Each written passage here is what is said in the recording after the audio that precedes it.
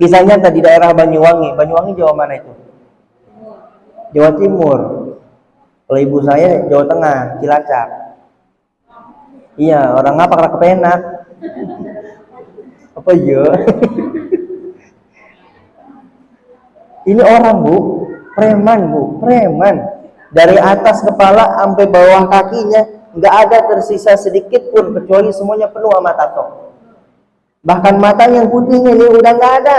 Kenapa? Ditato juga sama dia. Bayangin bu, mata yang adanya putih, hitam semua. Dari kepala sampai kaki tato semua. Satu kampung dia tahu apa pekerjaannya. Pagi suka malat, pagi suka mencuri, malamnya nyekek botol. Tahu nyekek botol? Minum.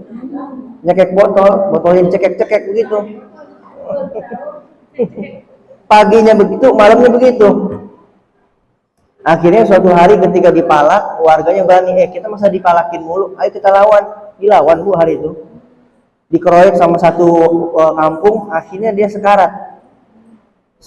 Dan ketika dia lagi sekarat, yang keluar dari mulutnya sesuatu yang nggak baik ya, karena sesuai dengan kebiasaan di hari-hari. Apa ya? Kagak enak juga nyebutinnya. Kalau bahasa Jawanya mah segawon. Dia nyebutinnya anjing dia. Nyebutinnya anjing waktu lagi sekarat.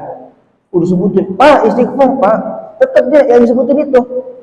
Akhirnya datanglah ambulan, cek, ya, pakai cek nggak ambulannya, datang ambulan, taruh di ambulan. Ada satu perawat yang mana perawat itu seorang warga di situ juga. Dia masukin ke dalam ambulan. Ketika di dalam ambulan tetap bu disuruh istighfar, nggak keluar istighfar kecuali hewan tadi yang disebutin.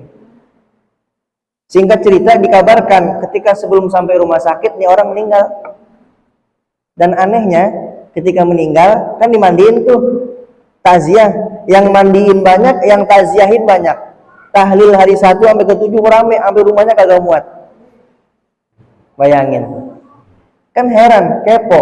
Ditanya di tahlil ke-7 ditanya sama ke perawatnya, kan kemarin kamu tuh yang nganterin di mobil.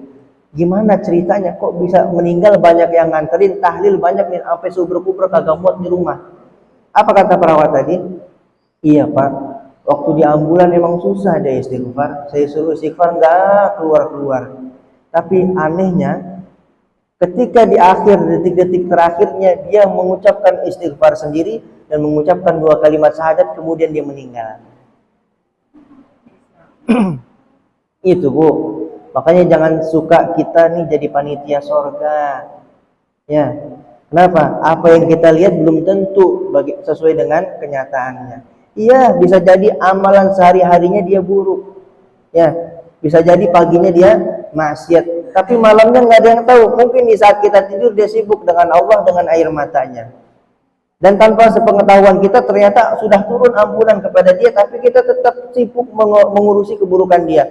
Mana yang untung, mana yang rugi? Jelas kita yang rugi. Kata-kata gurunya begini, mungkin bisa jadi dia sehari-hari seperti itu. Tapi ada satu amalan, walaupun kecil, tapi amalan itu yang diterima sama Allah, yang menyebabkan akhir hayatnya husnul khotimah. Makanya jangan sembarangan kita nilai orang.